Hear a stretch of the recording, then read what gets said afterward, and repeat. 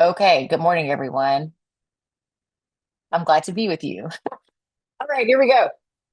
So when we chose the title, "What Still Works," it was intentional. I believe that that's a question of a lot that a lot of HR professionals have right now. What works? What is being looked at in a different light than what in previous years has worked? The conversation around DEI has definitely changed, and I'm a lawyer, so I understand that the legal environment has changed as well. But when you ask the question, "What still works?" my answer is a lot still works. Organizations still need talented people. You all are at the helm of getting folks in to the organization or your company that fulfill the need for the organization, and it's done in a fair process. So my basic premise today is inclusive hiring isn't a separate hiring system. It's a better hiring system. It's not about lowering the bar. It's about getting clearer about where the bar is, why it's there, and whether we're evaluating people against it consistently. And that's what I mean by what still works. So a little bit about myself. My name is Tanya Frey. I'll give you a little context because it explains the lens I bring to this conversation. I'm based in Memphis. I'm the founder, as LaShonda mentioned, of Terra Firma Consulting. Terra Firma means solid ground. I'm an attorney, and a significant part of my work involves executive search, HR strategy, and leadership development.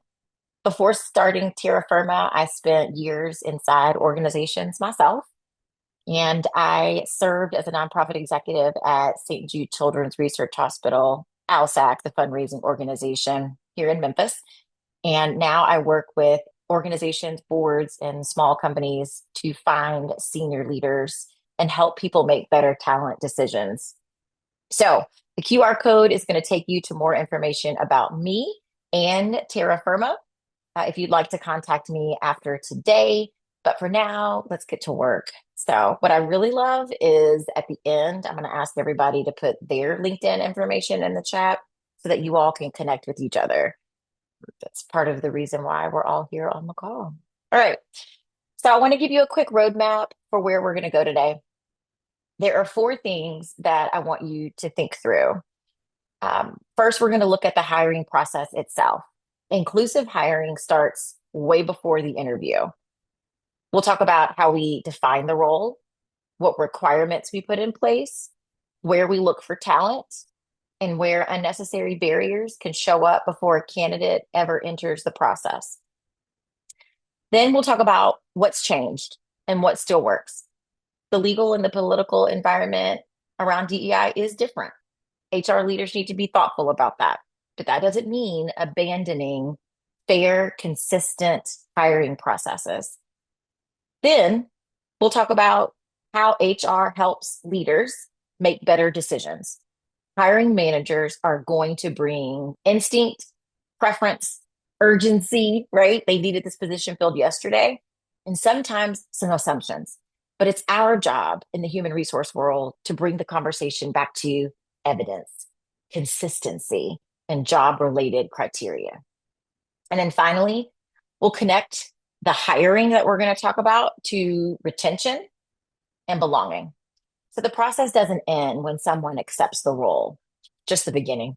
We need to think about what happens once they arrive, whether they understand how to succeed, and whether the organization has actually prepared for them. So, my goal today is to leave you with some practical steps and a clearer way to look at the hiring process that you already have. So, let's start with where the hiring begins. It starts before you even post the job.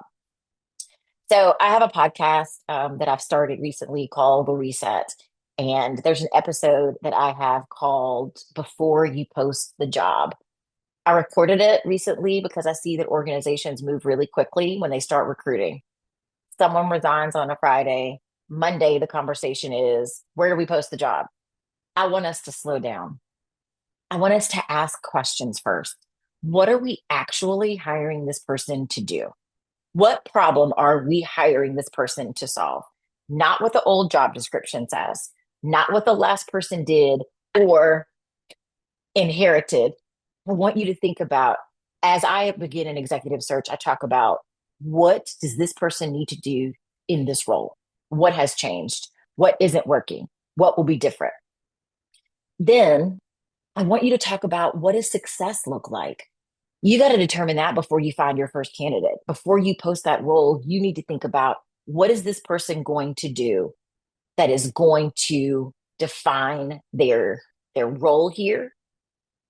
When we look back in 30, 60, 90 days, what is this person going to have accomplished that allows us to say they did the job we needed them to do?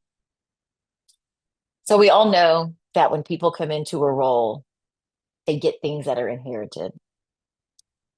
I can't tell you the number of times that I have asked an individual that is hiring for a role, show me what this last person did. And they give me a job description that's, of course, as long as a CVS receipt. And it wasn't really what that person was meant to do, but they inherited it because they were really good at that. That doesn't necessarily mean that the next person is going to be exactly the same. So I want you to think about what is actually required. Think about the years of experience. Challenge it. Ask the hiring manager, what is it that you are hoping to get? If you say 10 years of experience, why not 8?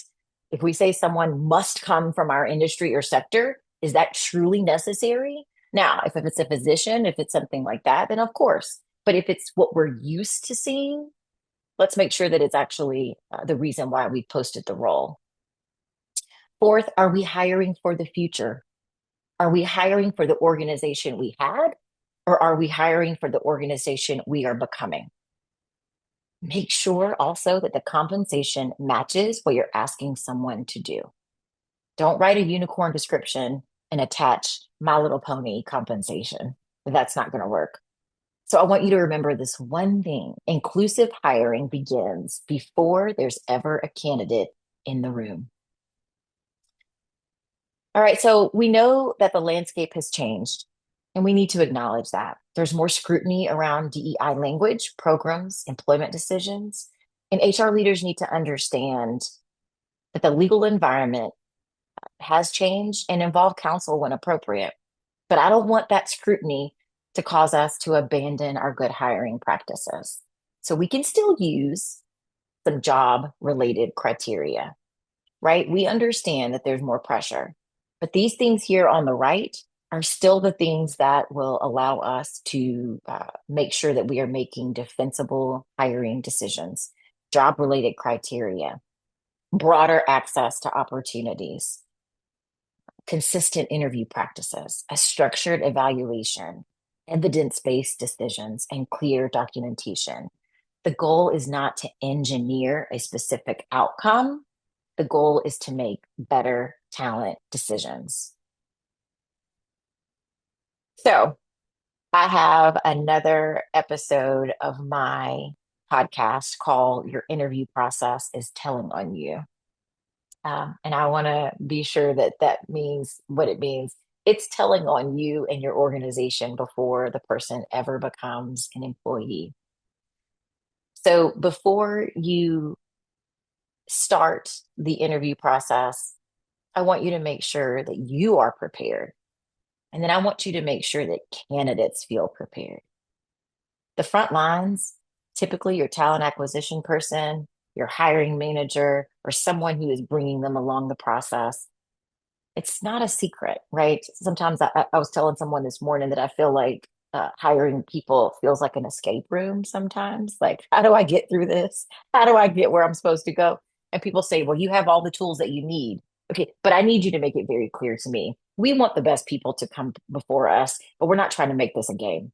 So, do candidates know what to expect? Do they know who they're meeting with? Give them the LinkedIn. Give them the opportunity to be prepared to talk about some of the interests of the people that they're interviewing with. If you have a panel, go ahead and tell them who they are. Tell them how long the process will take. Yes, I know that it can vary with position, but give them an idea. Give them what the next steps are. Before I start an interview call, I always say, I'm going to tell you what the next step is after this phone call is over. I'm going to tell them that at the very beginning so that they are at ease while they're in the middle of the conversation and they're not thinking, I am trying to reach the next step. I'm going to tell you what the next steps are. If you reach those, then we'll give you an email or we'll give you a phone call. If you don't reach that, you're going to hear from someone. Let's talk about the structure. Are we evaluating every person against the same core competencies? What we don't want is for different candidates to get completely different versions of the process depending on who is interviewing them. I'll say that again. We do not want candidates to have different interviews and different processes depending on who is interviewing them. Then I want you to communicate. If the timeline changes, we need to tell people. If we say we'll follow up by Friday, are we actually following up by Friday? If we say that we are going to reach out by email, reach out by email. These are the small things that will allow people to feel as though they are being respected. The process needs to reflect how we say we will treat people once they are employees. Are we respecting their time, their effort, and the fact that they're making a decision about us too? That's why I say that the candidate experience is really the teaser, right? It's the employee experience before they get their first check. So the question I have for you all that I'd love for you to put in the chat, and I'm going to ask LaShonda and Jennifer to help me out. What is your hiring process telling candidates about your organization? So let's take a moment. Please put in the chat what your interview process, your hiring process tells candidates about your organization. I'll start off. I want your hiring process to tell candidates that you value them as a person, that you value communication, that you have timelines. So, LaShonda, what is in the chat? I want to hear from people. I'm an attorney, so I know how to call on folks too. I won't do that. So, Gloria says how much you respect people before and after interviews, but no one has shared what their hiring process is as of yet. It's okay. How you respect people before and after the interview process. Is there something that you're most proud of? I want you guys to brag on your organizations. Is there something that you're proud of in your hiring process that people have given you compliments on and said, you know, I really appreciate and respect that you did this in your hiring process. Let's help each other. There are so many people on this call today who are coming from various spaces, and they're saying that they need that help too. That's why they're here. So, what's something that you're proud of? D McLaren says I will always ask if I get them on the phone if they have time now. Love it. Love Uh, it. You are coming into their space. So, you mhm. are asking, hi, do you have a moment to chat? I love it. Yeah, Beck Heck says over communication, candidates are notified every step of the way, and we do send rejection emails.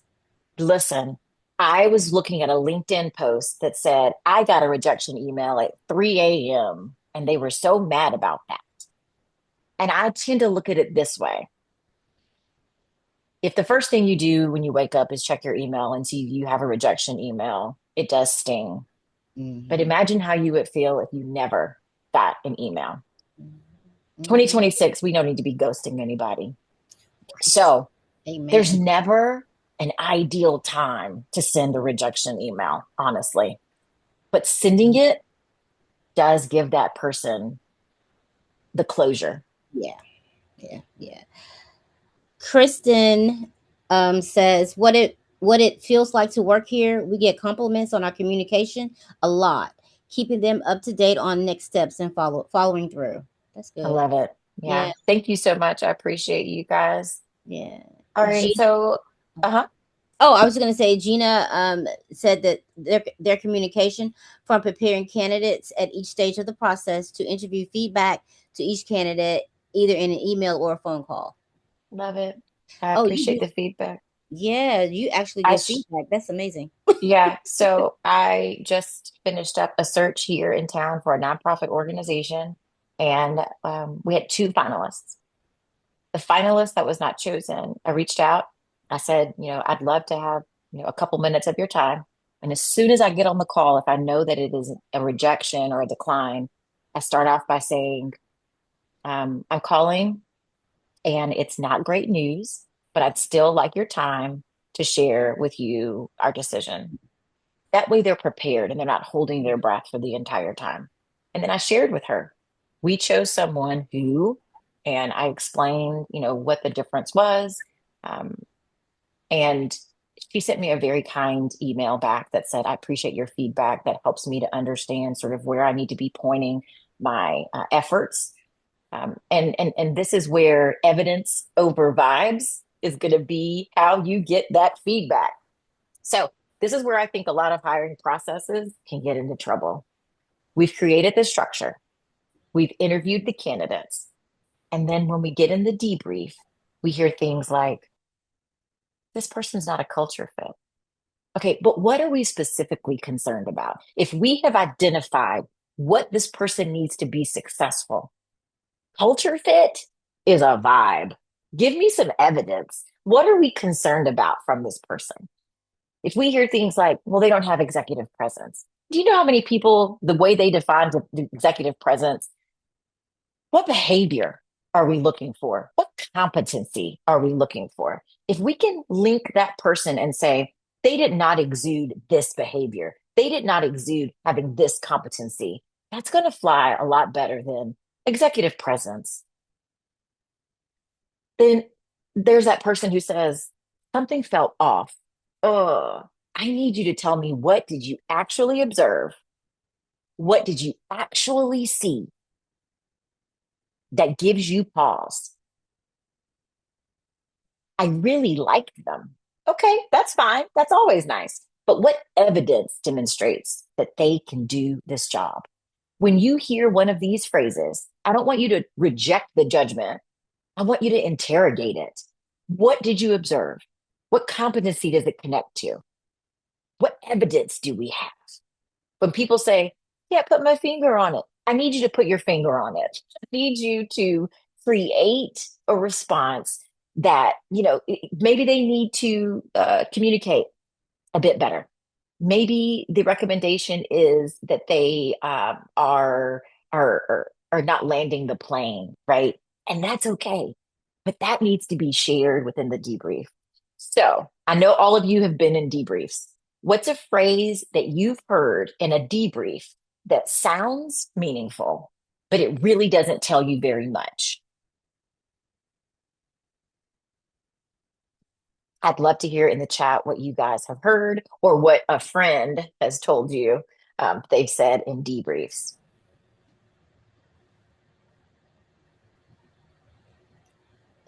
All right, I'm going to go to the next slide. And if somebody shares something with Shonda, you can let me know. Okay. All right. So our next section is how to improve the quality of your decisions. This is where HR can add tremendous value, right? Without taking ownership of every hiring decision. The HR professionals in your organization are not tasked with selecting the person, but they can improve the quality of the conversation. We've got to ask our leaders what is underneath some of the assumptions. If a leader says, this requirement is necessary, ask why, right? You need to ask them, what about this requirement will lead you to the candidate that you are looking for? We need to ask them where they are looking. And just as important, we need to ask them where they haven't looked. Mm. One of the issues that I dealt with when I was helping build teams is that people use the old standbys, right? If you're in nonprofit world, sometimes you might post on the Tennessee Nonprofit Network. Excellent. You might post on the Chronicle of Philanthropy. Great. If you're looking for someone in communications, are you posting in the National Association of Black Journalists? If you're looking for someone that is in a finance background, are you posting in the Black MBA organizations that are local? I'm on a fractional network, and someone actually asked in Nashville, they said, I am looking for a comptroller. Can you please give me some ideas of where I can look that are off the beaten path or you wouldn't ordinarily find? I did a quick Google search and I looked up finance associations and I gave them 5 organizations where they can reach out to a job board and they can say, we are needing someone with this background, an auditor, a comptroller, whatever. And then I sometimes will get well, I went to an HBCU fair the other day, and I'm thinking, but you're looking for someone with 10 years of experience, respectfully. An HBCU fair is for current college students. You need to be Mm. looking at the professional organizations, right? For the Hispanic Chamber of Commerce. You need to be looking at the AAPI organizations. You need to be looking where you haven't looked before. That's where talent is. And I want you to also be sure to, when you put something in a job description, what does it mean? If you say, I need someone who is a great communicator, well, I appreciate that, but give me some specifics. Someone who has experience with presenting to executives, right? Don't be evasive. What evidence are we using that we know works? Are we applying that same standard to everyone? If not, we should. What is the success? What does this person need from us to succeed? So separate what we know from what we're assuming. And that conversation can be very uncomfortable for hiring managers. They don't want to face it because they've got this much time. They want you to find, 16 people that are going to fill this role. So we can do everything right in the hiring process, but we still might lose the person if we don't think about what happens after they say yes. Mm. So for me, Yeah. belonging and retention start before day one. Does the person know what success looks like? I have an example where I was going through an executive search and I asked the CEO, in 6 months, what will this person have done that you will say to me, Tanya, you found the right person? That is your success. That's the goal. That's the qualification you're going to discuss with them in the room. You're going to say to them, this Mm. person needs to be successful by doing these three things. And when they come to you and say, I can't do some of those things, and gosh, don't we wish we had somebody who said, yep, that's not my jam. But sometimes we do. But they need to know what success looks like so that they can actually meet that requirement. This is not hide the ball. This is not, I need them to be a soothsayer. I need them to figure it out. Have we connected them with people in the organization that are going to help them succeed? Have we intentionally built the relationships that they need? Have we dropped them down in an ocean and said, figure it out? Do they have access to the information that will help them navigate the organization? A lot of times people are not successful because they don't have the resources set up for them. I know that that means something to you. I know that you have sat in seats where you have hired someone in and people have already made some assumptions about what they can and cannot do. And that's not fair. Have we provided what they need to be successful? And when I talk about access, I don't mean they have access to the shared drive. I mean, they have access to the information. They understand where the landmines are. They know the sacred cows. They know the people that are going to help them navigate the organization. A lot of times when we bring in people to organizations, we don't even realize that we are not providing them with that access. And sometimes that causes DEI to get a bad name, right? If we bring people in and we're not giving them consistent access, then even if you bring someone in, candidate A, and you give them all the tools they need to succeed, and candidate B comes in and that hiring manager has not set them up for success, then the result may be from the outside, oh, this person wasn't qualified. That's not the case. This person may not have received the information, the access that they need to be successful in the organization. And you know what that translates into? The next time you want to hire someone who may be a female, who may be an African American, who may be from a protected class, that people will say, well, the last time I hired someone from this protected class, they didn't get the job done. I know you've heard that. And if you haven't, I'm glad you haven't, but I have. And that is why we're here to talk about creating a process that is consistent and that is fair. Are we checking in at 30, 60, and 90 days? Mm. Feedback is a gift. The way that we deliver it is also a gift. So when we talk about feedback, I want you to share in the comments in the chat how you start feedback conversations. And I know you all have received so much training on it, but I want to hear from you in the chat. How are you reaching out when it's time to ask if someone is ready for feedback? When you check in at 30 days, at 60 days, at 90 days, how are you asking that person? Are they ready to receive the feedback? And then how are you delivering it? Give me some examples. So while they're putting in the chat, just to answer responses from your last question about the Mhm. debriefing, David shared that they would say, "I don't think they would fit our current team." What does And that mean? What does that mean? I don't think they would fit our current team. David, thank you for raising that. Why?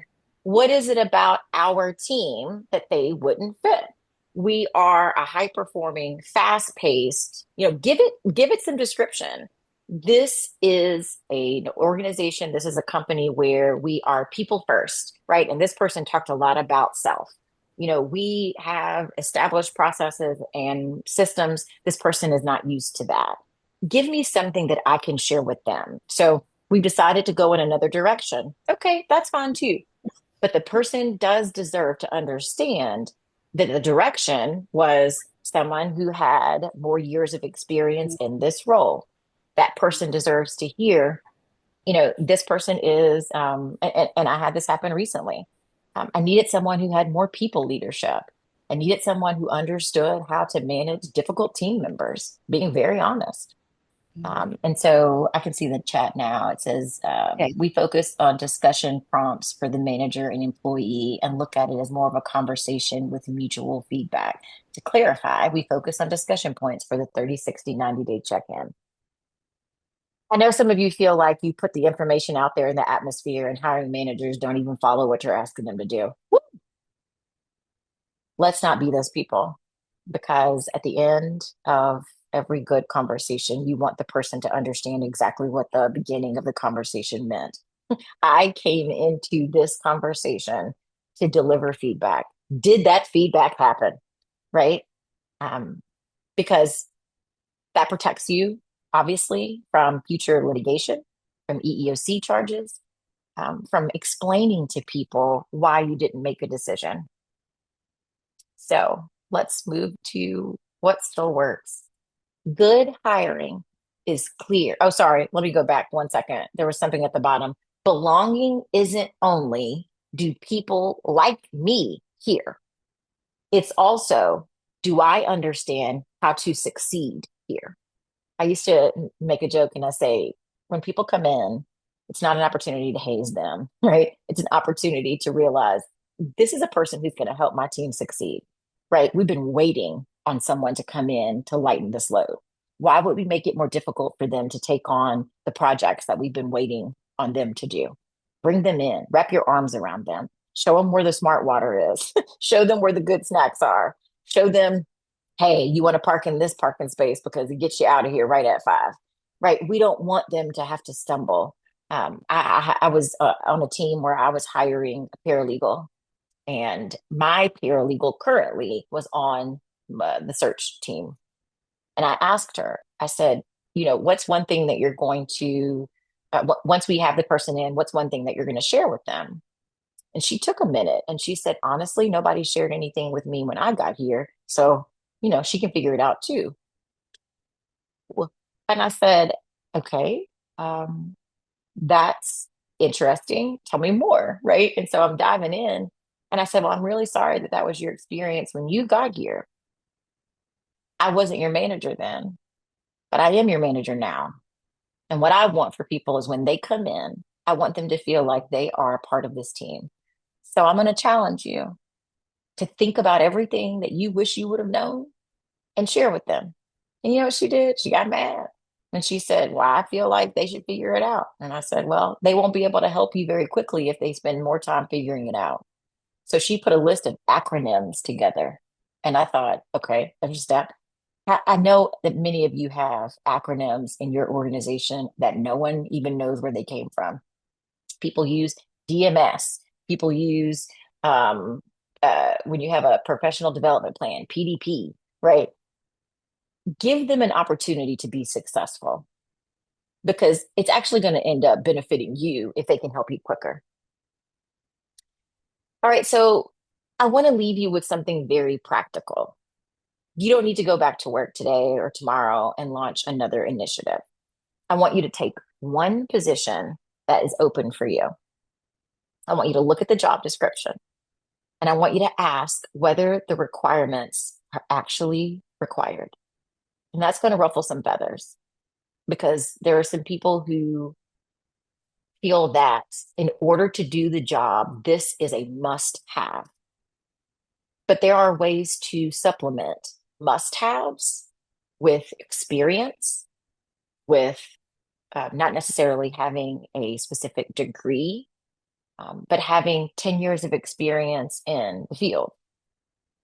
I was hiring a director of legal operations for a law firm. And the partner at the law firm told me very specifically, we don't want anybody who doesn't have a 4-year degree in finance, in business, and in something else. And I challenged him and I said, if the person doesn't have a degree in finance, what do you think they're missing? And I had to ask him those questions. And he was still stuck on it. And he said, I have found that people are successful in this role when they have these classes. I said, okay, that's fine. So I pulled up and I sourced candidates and I came up with all the requirements, right? And then I had a couple of wild cards in there. And I do blind profiles in the first step of my process. And I reached back out to the partner and I said, here's a person who has run a law firm um, for 13 years. And I described all of their accolades, all of their accomplishments. And he said, well, that's the person that we need. And I said, this person doesn't have a degree in finance. They have a degree in women's gender studies. I don't know. It was something. I said, but they chose to move into the law firm administration role 15 years ago to bring some equity to law firms. And he said, I think I'm right. And I said, okay, you could possibly be right. I understand that. But I need you to also realize that people 15 years ago that got a finance degree aren't the same people 15 years later, right? My degree, I mean, I have a friend who is a biology major and she went to law school. Does she use her biology degree? Not a bit. um, and I get it. There are certain things that you're exposed to when you are in an MBA program, when you are in certain environments.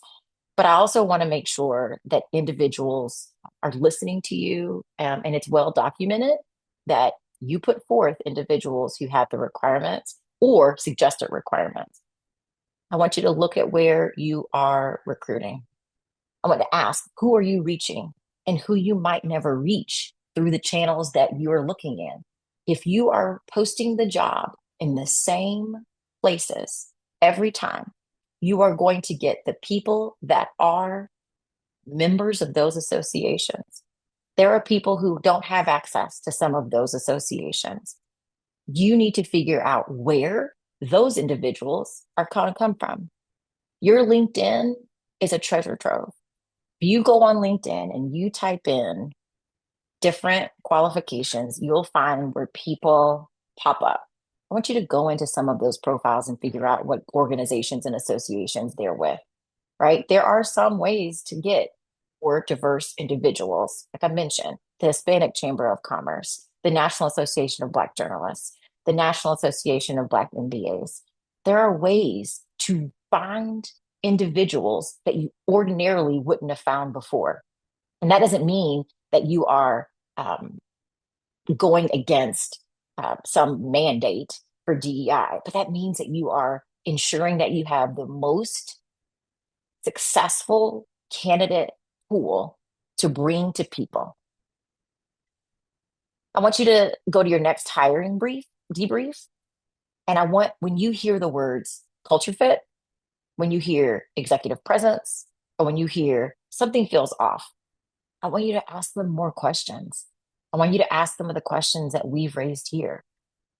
Tell me what that means. What does culture fit mean to you? What about this person do you think is not evidence based that they will be successful? I want you to look at your onboarding process. I want you to ask, are we preparing the employee to start, or are we preparing them to succeed? Yes, they need passwords. Yes, they need their badge. They also need people that have been through this process before. They need mentors. Those are things that we can do right now. So the language around the work is going to continue to change. The legal environment is going to continue to evolve. The political conversation is going to change, but organizations still need talented people and people who are still going to want to work in places where they are evaluated fairly, they're treated with respect, they're given clear expectations, and they're giving a meaningful opportunity to succeed. So these things work. Clarity works. Job related criteria works. Broader access, consistency, evidence over vibes, good management, and belonging. All of these things matter. Inclusive hiring isn't about lowering a bar. It's about being clear where the bar is, why it's there, and whether we're measuring everyone against it consistently.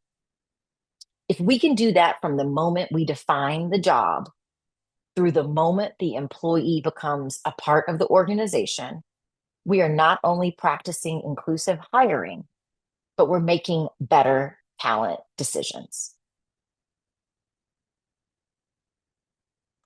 So let's keep the conversation going. I want to talk. I want you to scan here to connect. I want to see 40 network connections in my inbox for LinkedIn. What questions do you have? I'm going to pull down the slides. And I noticed that we have two screens of folks. So if you have a question, I want you to raise your hand, or you can come off mute or come off camera. I know that you guys are in the middle of a work day and you're probably eating lunch, but tell me what resonated with you. Jennifer says you should always want to uplift those around you. One of my favorite things is to mentor others. That's great. Yeah. So I'm going to go back to the beginning and I'm going to see here that there are some individuals that are director, employee relations, healthcare, HR director, head of HR, community bank, university professor of HR. There's so many opportunities for us to bring in people that we may not have brought in before. If some of you have some non-traditional spaces where you have posted roles, I'd love for you to put them in the chat so that people can hear and see what your suggestions are. This is really fun for me because Middle Tennessee, you guys are all off camera, which is completely fine. But the Memphis Sherm, we are all on camera and we are all like in each other's business. So I appreciate that you guys are in the middle of a work day. But yeah, please, I want you to ask questions about the presentation.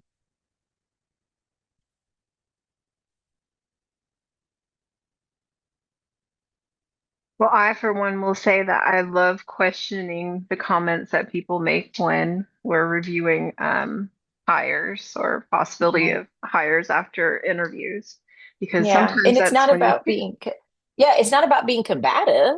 It's about getting something in writing and on paper. I'm sure a lot of you have anecdotes about this, but if we're down to two people and all things were equal, um, I want to justify the decision that we made. And I want to make sure that we did it and it was fair and we set the person up to succeed.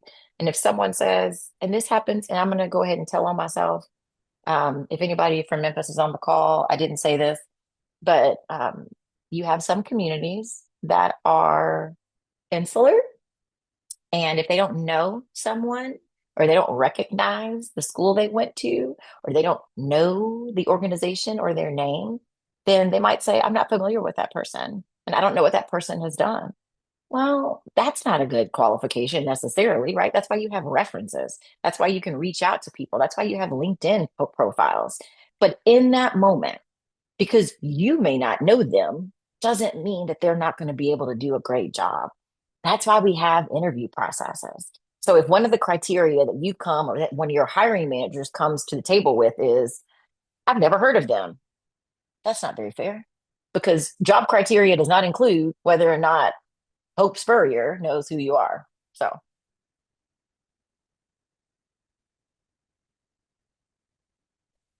all right. So before we close, I'd love for everyone to just take a moment and put something in the chat that they heard that it reinvigorates them, something that they noticed from the presentation that, is they're going to carry with them, um, something that they learned.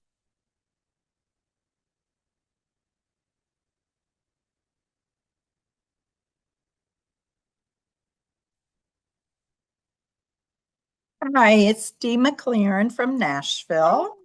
Hi there, Dee. I really enjoyed the part about, setting the people that you've hired up for success, and it's really difficult sometimes to get a feel from your That's hiring right. managers what Yes. exactly they're looking for. Mhm. And I Mhm. think you have to really drill down to sometimes get that answer. But that's just so perfect, if they Yeah. come back and they're having to rehire and you're in the Yes. gerbil wheel. Well, what did you do to set them up for success? Because I'm a Love it. recruiter, um, and I'm also, in HR. And I think that's a question that we are missing from our hiring managers. Well, what'd you do to set them up for success? Get them out that gerbil wheel, you know? Dee, you have hit the nail on the head. I was approached by a CEO of a nonprofit foundation, and Mm-hmm. she said to me that they have four development directors that they've hired in the last 5 years. And I said, I don't know that it's the candidates. I'm not sure if it's the candidates. So I said, let me spend half a day with your team. Let me Right. spend some time with them, understanding. And I got to learn a lot about what the team needed, what they were missing. And that's what I encourage people to do. Spend some time with the hiring manager or their team. Sit in on some meetings, right? And tell them, I am here to help you find the right person. But I can't do that if I don't understand what your team actually needs.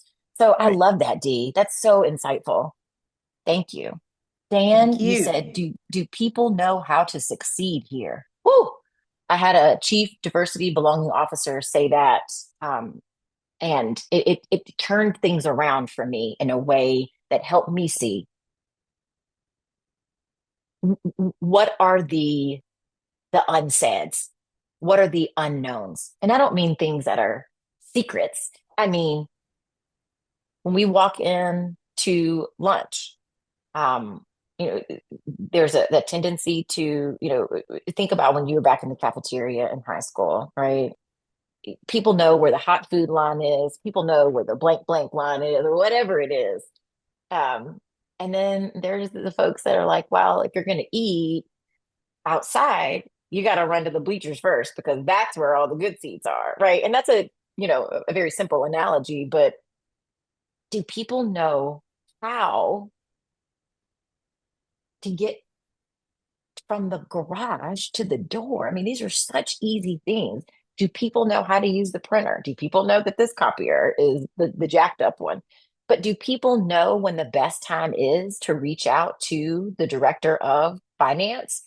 Do people know that you may not want to interrupt on these days during the month because we're closing the books? You need to know when the board meetings are so that you're not walking into the CFO's office asking him to sign something. And he says, I'm preparing for a board meeting, right? That's how you succeed, by giving people the tools that they need to be successful. I appreciate the pause before creating the job posting. Before you post the job, there are so many questions that you have to answer, because when you post the job, you may be posting a problem. Maybe it's not the candidate, maybe it's the job posting. I appreciate your insight. We have some ways to improve and can do better job with ensuring the candidate understands what the hiring manager needs. Love it. Thank you so much for that comment. I appreciate that you use, what does success look like in this role? I ask that question in every intake meeting I do with my hiring managers. I'm going to give you a secret. Oh, and also Gina said the hire is not the finish line. I love it. And then I really appreciated the dialogue on culture fit and how bias can come into play there. I'm going to give you guys a secret. I led the Mid-South Territory for an organization, and it was 7 states. So at any given time, there was always probably going to be an opening. Okay. So across 7 states, I had 2 open positions at once. I noticed that the positions, when someone left, the position would immediately go into requisition or whatever they called it, right? They immediately put it up. And then I would get a calendar appointment for 2 weeks later that said intake, questions about the role. And so I reached out to my HR contact and I said, you're posting the role, and then 2 weeks later, you're asking me what I need for the role to be successful. Isn't that backward? And she said, well, we have a requirement that we have to get roles posted within a certain amount of time after a person leaves. And I was like, okay. So I used my organizational capital and I reached out to my colleague equivalent in the HR department. And I said, I want us to take a look at how quickly we're putting up roles. I understand that I've gotten everybody to recognize that backfills are important. And they're like, well, if you don't put it up, you're going to lose the head count. I'm like, okay, just give me a minute. Give me 24 hours. And we came up with a checklist. And the checklist was, have you reached out to the hiring manager to ensure that this position even needs to be filled? Okay. Is there anything changed? Is there anything that has changed about this job? Once you post that role, 52 people are going to apply for that job. And you're going to be wading through applications, if you're lucky to have 52 applicants. And you're not going to be looking for the person that's going to be successful. You're going to be looking for the person that was successful in the old role. Are you hiring for the future, not hiring for the past? With that, everyone, I know we have 6 minutes left. I have thoroughly enjoyed my time. I'm excited that you guys welcomed me. I'll tell you how I found the role. And while I'm doing that, I want everybody to do what Jennifer just did. Go to your LinkedIn, put it in the chat so that people can find you and people can reach out and network with you. Here's how I found this opportunity. Jennifer posted on LinkedIn and said, Middle Tennessee SHRM has some upcoming webinars. We'd love for people to come in and speak. And I was doing some looking on LinkedIn for opportunities to share, and I found it. And she was so kind to reach back out. And I appreciate you, Jennifer, very much I for was giving me the excited to have opportunity. you. I was like, Yeah, somebody responded to my that's thing. And right. then I looked Yeah, at your profile and I was like, oh, she's perfect. you She's got all never this know. Well, thank experience. you. I So, really yeah. appreciate it. This Okay. is what I love. So again, I want you all to reach out on LinkedIn. I'm very responsive, probably too responsive. I think my kids would be like, Mom, you should probably get an Instagram instead of a LinkedIn page. But LinkedIn is my Instagram. So I appreciate all of you and your participation today. Here is my LinkedIn, and I look forward to seeing all of you in future term events. It is always a pleasure to chat with practitioners and professionals. Thank you very much for everything today. And I just want to say we will have more events coming up. If you'd also like to provide feedback for any of our events, we did have a QR code at the beginning. I can play it for another minute or so before we leave for today. and then we'll just log out at 12:30. Anyone who needs to leave early can certainly, but I'll go ahead and put up the QR code and our list of upcoming events. We were so happy to have you today. I hope you have a nice afternoon. Thank you so much. It was my pleasure and happy to help if I can help anyone. I really appreciate you inviting me. Thanks so much. Thank you.